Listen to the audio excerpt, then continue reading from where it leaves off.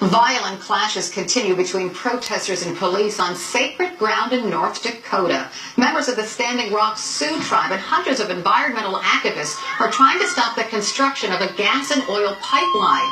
They say the pipeline runs through land that's not only sacred, but the pipeline could potentially contaminate the tribe's drinking water.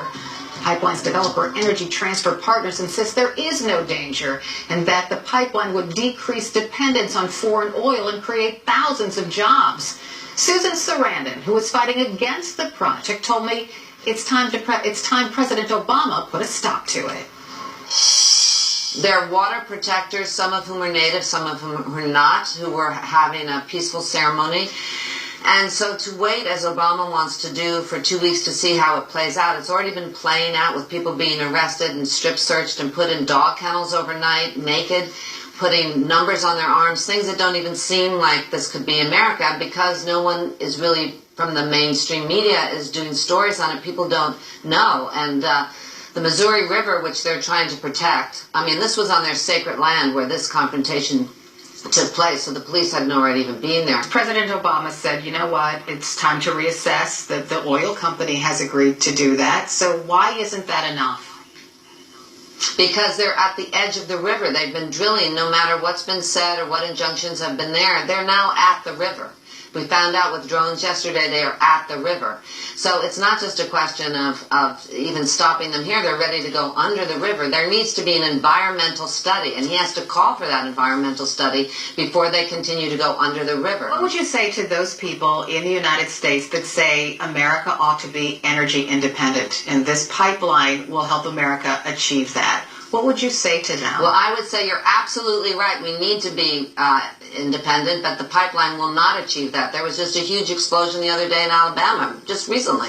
There's explosions. It's not a question of if they leak, it's a question of when.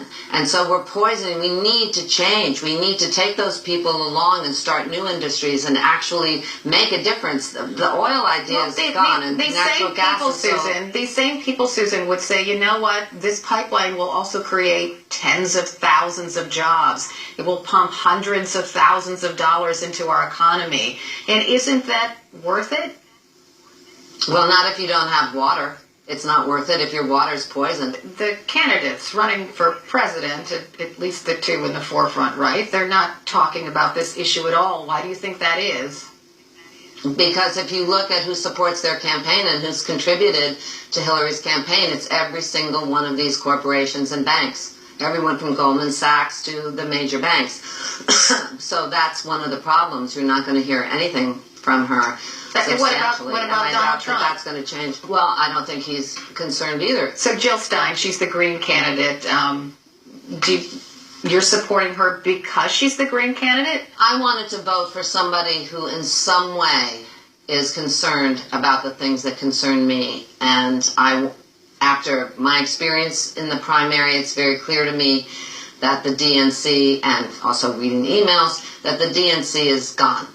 And we need a progressive party. And so if she can get 5% the next time round, that means that we could have a really viable third party. What do you mean the DNC is gone? What do you mean by that? It's completely corrupt and in bed with every superdelegate is a lobbyist.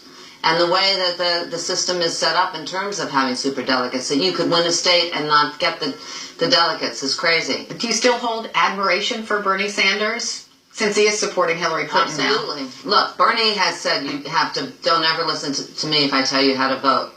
What he did was show people that they counted. He brought them hope. He's supporting a lot of candidates. It's very important to go to vote for the down the ticket. Most Americans think this election is one of the worst ever because they have these two candidates that are unlikable. Do you feel the same way? Yeah. I think that whether they're unlikable or not, they're untrustable. And I think we've been voting the lesser of two evils for too long, and that's why it's really important. The good news, if you want some good news, is that everybody's so frustrated that at least we're awake.